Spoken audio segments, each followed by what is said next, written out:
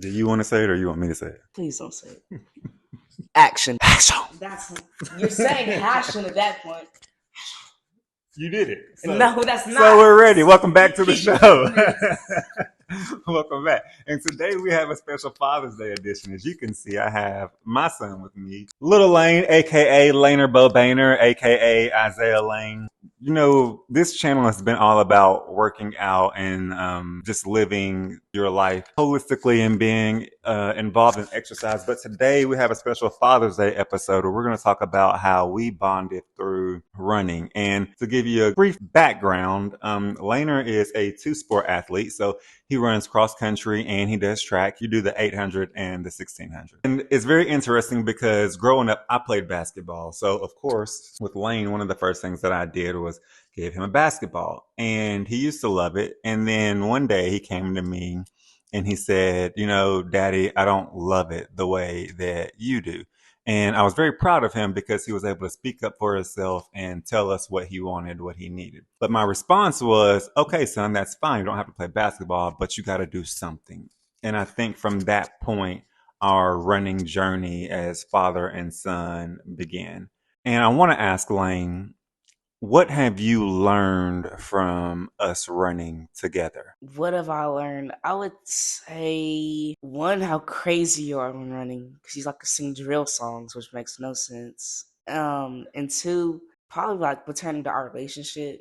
There's just multiple different ways to like strengthen your father's relationship, any relationship at all. And I thought running like turns out to be one of the cool ones. I agree with that. I think for me as a dad, one of the things that I really like about us running and us running together is that I feel like that I'm doing a good job preparing him for life. And the reason that I say that is because I'm able to see his dedication to something. I'm able to see how he responds when he gets knocked down. And at the same time, it is an opportunity for him to learn how to push himself. So there are all these different aspects of life that come into play when it pertains to running, and I get to see how he responds in real time and course correct, for lack of a better word. The one thing that I say that I'm proud of him the most for is that there are days that he beats me going out for a run. What was that like? What was like the first day you beat me going out for a run? Oh, I was ready to come up to your face and be like all up in your face and just say every nonsense word that came to my mind. Because that's what you be doing to me sometimes. Because I'll walk out going for a run. He'll be looking at me like, oh, you're just going for a run. Okay. I was ready to just say everything in the book to you.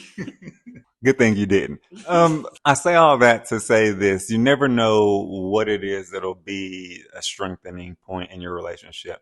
And for us, it has really been running. And I think that that is just something that I'm grateful for, even from, I think back for our vacation this year to my favorite part of us in Spain was us running together. I see old videos of us running together and how far you've come in your running journey and how good you are and how good you're gonna be and how good like you can be. I don't think you know your potential yet. It's a good and bad thing about running. It's a high and low point is that every day it feels different. Like every day is a good or bad day.